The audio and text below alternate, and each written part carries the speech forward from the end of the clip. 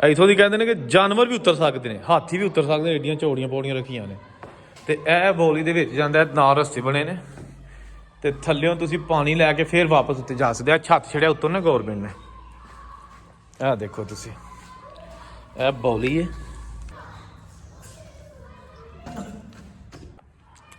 यह देखो जी शाहकार, क्या बात है। यह भी बौली, इनू कहा जाता सी खूह, तो ये थल्ले तक आईदा हुंदा सी इत्थे। क्या बात है जी।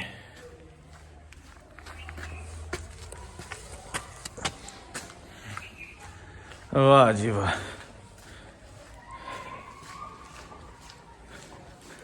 हुण तुहानूं विखालना जाके उत्तों का व्यू, ए ते व्यू तुहानूं विखा दित्ता थल्ले जाके बौली दा।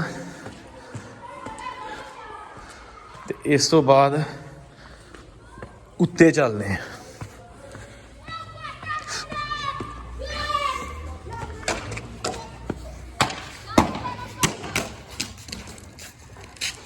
जनाब सीढ़ियाँ, क्या बात है। देखो जी छोटी इट, ते ऐ भी छोटी इट, की चीज़ां बना गए इन लोग।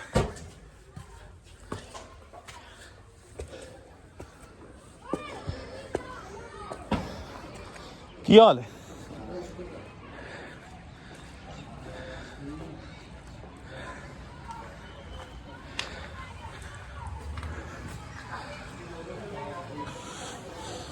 वाह जी वाह, क्या बात।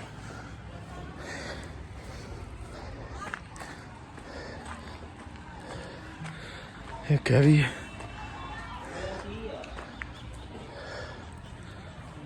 एक है भी जनाब।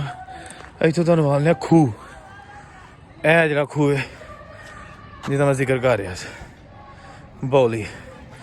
इत्थों दी मैं थल्ले जाके ते इत्थे खड़ा हो के ते अगे वीडियो तुहानूं दिखाई है। यह नाल मस्जिद, ये भी उस पुराने दौर की, कई सौ साल इन्होंने हो गए है जनाब।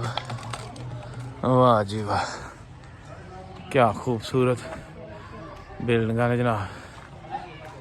मैं पौड़ियाँ चढ़ के मैंने साह चढ़ गया, बुढ़े हो गए है जनाब। देखो क्या बात है।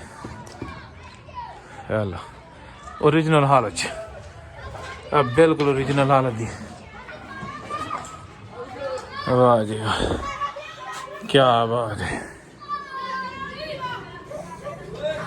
ए तुहानूं व्यू थोड़ा करा दईए। हेलो जी, ए जंडियाला शेर खां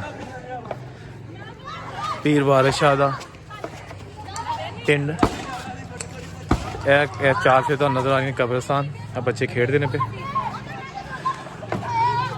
जनाब तुहानूं मैं थोड़ा जिहा करवा दईए। बौलियां बनियां ने इत्थे, ठीक है ना। ते नाल मस्जिद। वाह जी वाह, क्या बात। थल्ले चलने एदियां पौड़ियां सन जनाब, दो पौड़ियां ने, एक इस साइड जा रही है, दूजी जा रही है इस साइड। तो चलो थल्ले चलने हैं। उतला व्यू तो तुहानूं विखा लिया। दोस्तों चैनल जरूर सबसक्राइब करा करो ताकि तुहानूं अच्छी वीडियो मिल जान। मैं हर वीडियो बड़ी अच्छी और मेहनत ने इस चैनल पर पाना, क्योंकि मैंने तुहाडी पसंद नापसंद का ख्याल है।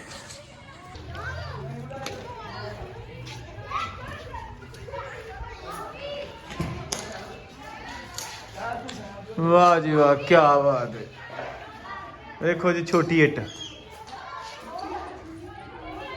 की शाहकार बना छड़े ने इत्थे। देखो जी छोटी इट दा कमाल। उत्ते जाने ली पौड़ियां भी नहीं, लेकिन मैं तुहानूं पहलां इधरों विखा। ओए होए,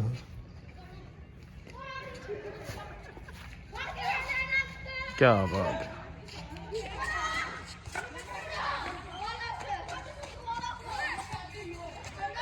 चलो थल्ले चलने हैं। ਪਹਿਲਾਂ ਥੱਲੇ ਤੁਹਾਨੂੰ ਵਹਾਲ ਕੇ ਲਿਆਉਂਦੇ ਆ ਜੀ। ਬੌਲੀ ਹੈਗੀ ਹੈ, ਖੂਹ ਤੱਕ ਜਾਣ ਦਾ ਰਸਤਾ ਹੈ, ਇਹਨੂੰ ਕਹਿੰਦੇ ਨੇ ਬੌਲੀ ਖੂਹ।